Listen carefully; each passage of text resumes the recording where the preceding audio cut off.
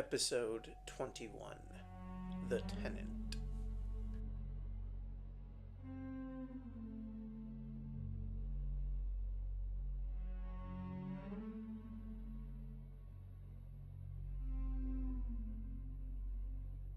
Greetings, and as ever, welcome, dear listeners. You found my dark and sordid little corner of the world.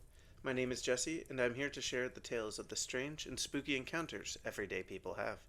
So sit back, put your feet up, and listen to today's saga. Proposed date of report, September 17th, 2000. I've heard of you, you know. Well, not you specifically, but I know the things you deal with, the circles you travel in.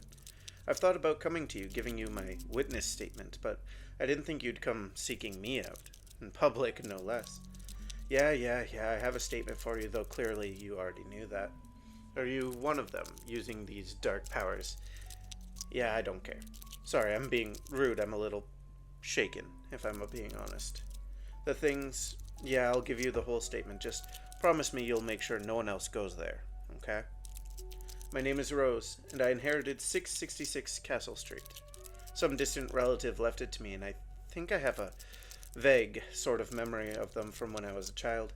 They tried selling the place a few years ago, but the realtor apparently flaked on them, and no one else wanted to take on the listing, so it's been on the market ever since. They passed away, my relative, about 2 years ago, but we didn't hear about it until last year.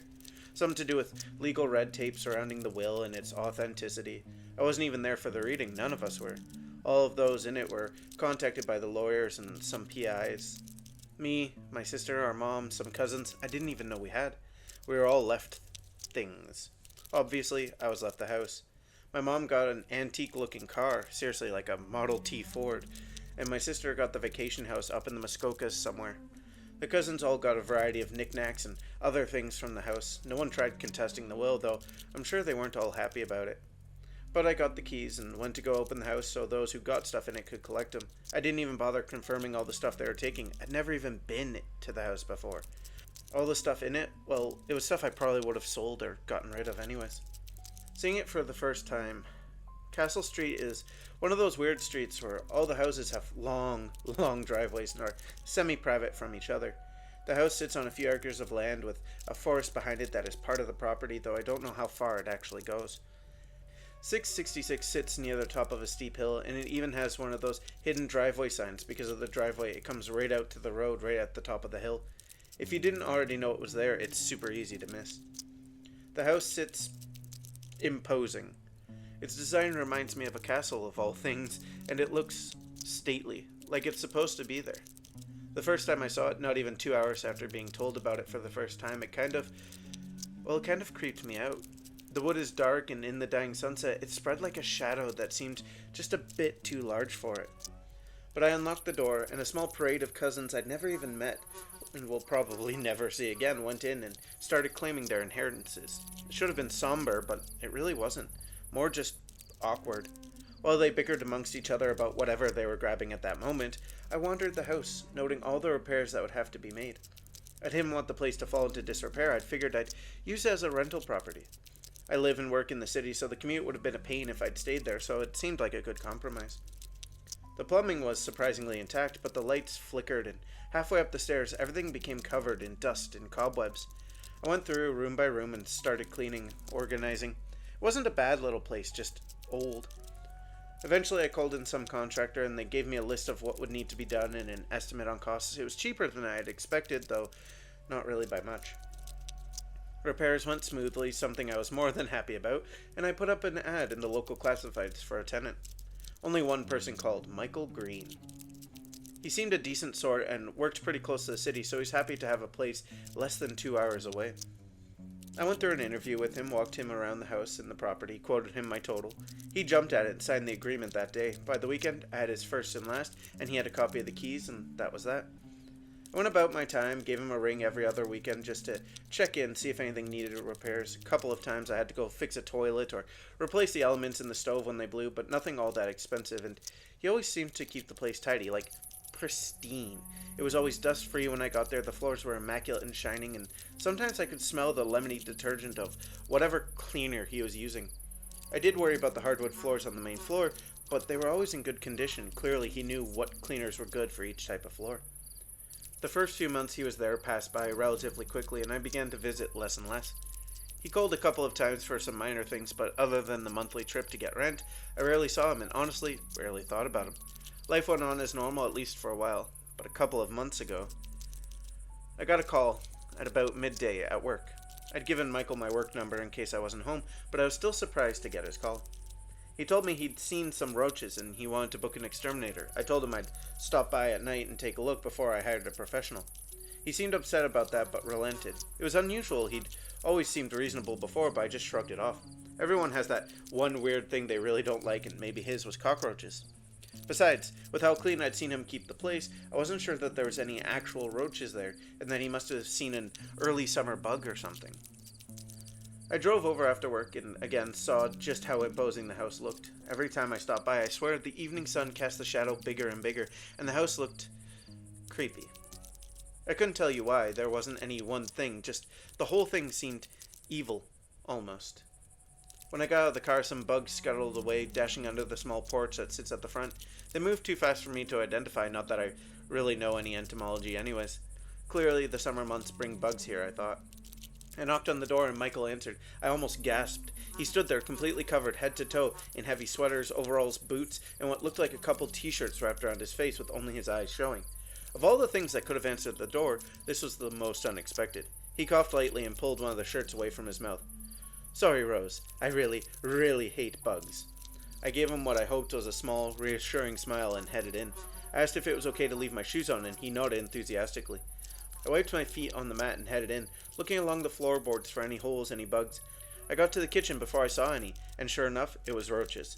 Not a lot, mind you, only 2 or 3, and they weren't very big. But I know how bugs are, and if they're not taken out, 2 or 3 becomes 2 or 3 dozen, then hundreds, so I told him I'd call an exterminator for the weekend. 2 days.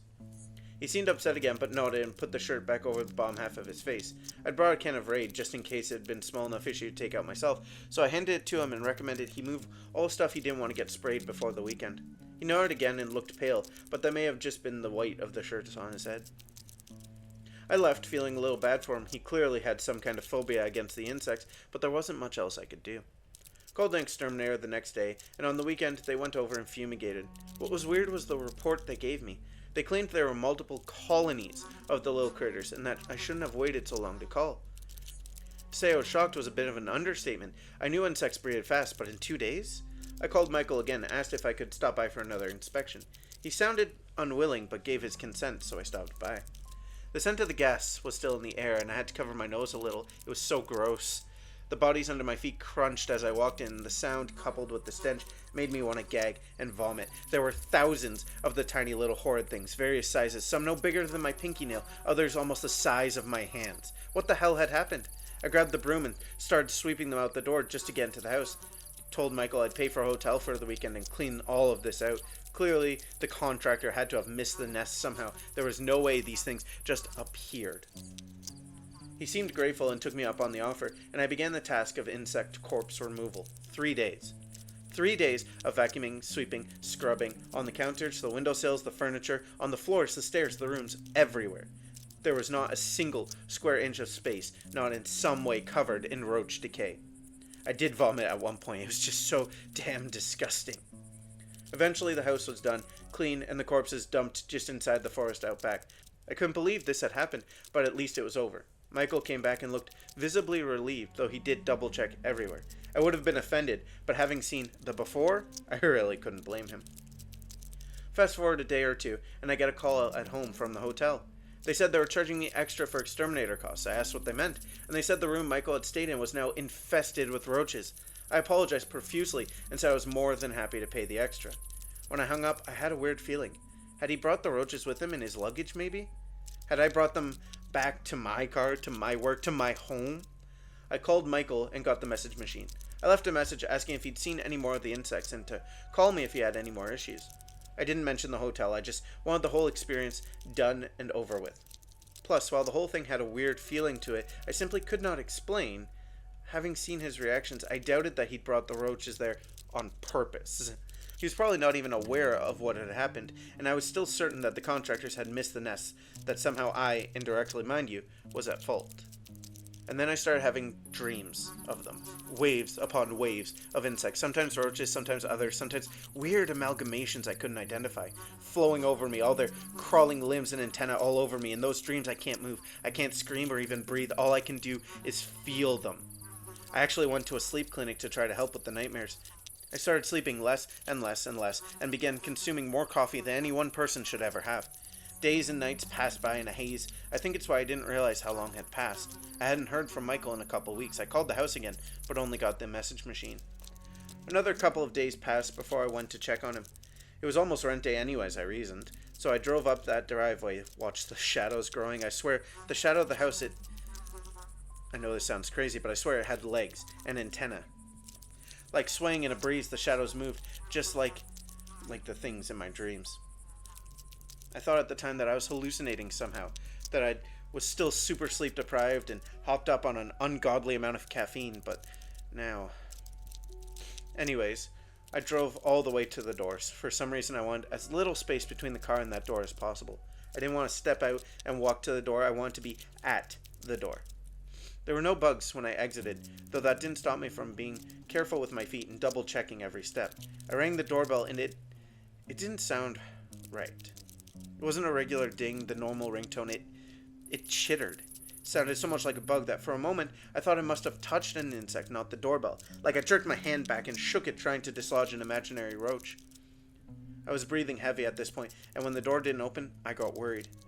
Nervous, maybe even scared, though I was desperately trying to rationalize it all in my mind. So I slid my key in the lock and opened the door myself. There was a second where I debated just leaving.